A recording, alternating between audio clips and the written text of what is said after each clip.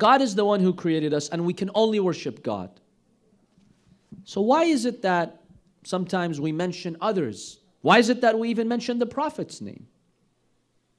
Very briefly, without getting into much detail, let me ask you this question. So the Prophet, peace be upon him, sacrificed for 23 years. Imam Hussein alayhi salam gave his blood for God. Jesus, peace be upon him, sacrificed so much. At the time, the rabbis of the time, they really gave him a hard time. His community gave him a hard time. Sometimes they would stone him, they would chase him out. He was in exile, going from one village to another village. The Romans were after him. He really had a difficult life. Now imagine God wants to compensate someone like our Prophet, someone like Imam Ali, someone like Imam Hussein, who gave his blood and his heart and his family on Ashura. How would God compensate them? Give them paradise? Possibly. Of course God will grant them paradise. But did they sacrifice just so they would go to paradise, or no? No. No prophet of God obeyed God and was good with his people just so they can go to paradise. Because Imam Ali alayhi salam teaches us, if you worship God just to go to paradise, that's fine. God will accept that worship. God will not say, oh, you didn't worship me. No, you did worship God. But that's a low type of worship. Imam Ali says this is like a merchant, like a businessman who bargains. You give and take. And then there are those who worship God because they fear hell. They fear the fire of hell. That's still fine. You're still worshiping God. But Imam Ali says this is the worship of slaves. Why does a slave obey his master? So he wouldn't beat him, right? He's afraid. Why do you obey the law? Believe me, most citizens, why do they obey the law? Why don't you speed on the freeway, on the highway? Why don't you pass a red light? Ticket, right? Because there's police. If you remove the police force, I guarantee you, if tomorrow Canada says no more police, no more monitoring of the roads, what will happen? Chaos. Chaos. You think we're responsible citizens, right? No, we're not. Chaos. If there are no traffic laws, believe me, there would be chaos out there in the streets. And this is the reality. So some people worship God because they're afraid of hell. That's still fine, but this is like the worship of a slave. Imam Ali says there are some who worship God not because they want paradise, not because they fear hell, but because they find God worthy of being worshipped. That's how they thank God. It's a way of thanking their Creator for what He's given them. It's a genuine, sincere effort at worshiping God. So what? Someone like Jesus, peace be upon him, someone like Muhammad sallallahu alaihi wasallam, someone like Imam Ali, Imam Hussein, how would you compensate him? Give him paradise?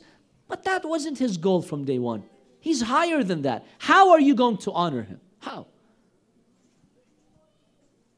How can you really pay him back for all that he did?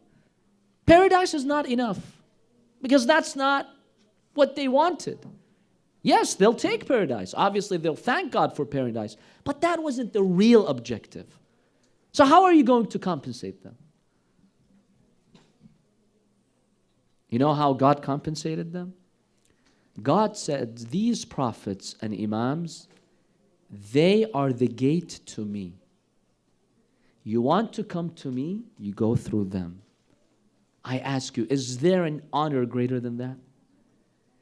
Then for the master of the universe, the king of the universe, the ultimate creator God, to say, you are the door to me. Someone wants to come to me, will have to go through you. This is the ultimate way in which God repays them. And that's truly fabulous. There's no honor greater than that. And God mentions in the Quran that when He created Adam, peace be upon him, what did He instruct the angels to do? When God created Adam, what did He instruct the angels to do? What does the Quran say? They did sujood. To who? Huh? To who? Astaghfirullah. Shirk. How? Astaghfirullah. Sujood for other than God?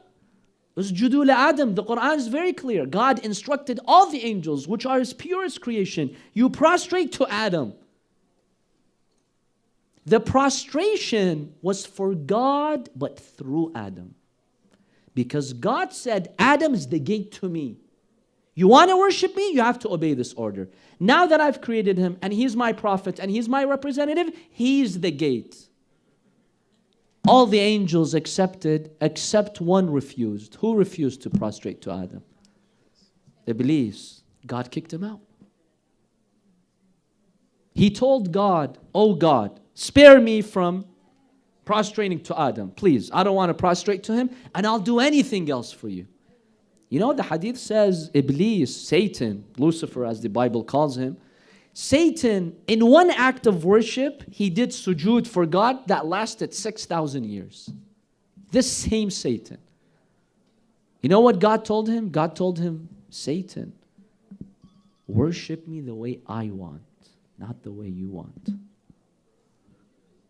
Because the minute you worship God the way you want, you're not worshiping God. You're worshiping your own whims and desires. Worship me the way I want, not the way you want. So from day one, God made it very clear to us that I have a certain way of being worshipped. Yes, you worship me, not Adam. No one worshipped Adam. But the direction to God was Adam. When we pray towards the Kaaba, what is the Kaaba? Isn't it a building, an object? Are we worshiping the building? No. If you worship the building, then you're a polytheist. You're no longer a monotheist. But your direction is the Kaaba because it is symbolically the house of God. Just like you turn in your salah towards the Kaaba symbolically, but your real worship is for God, and God has assigned that.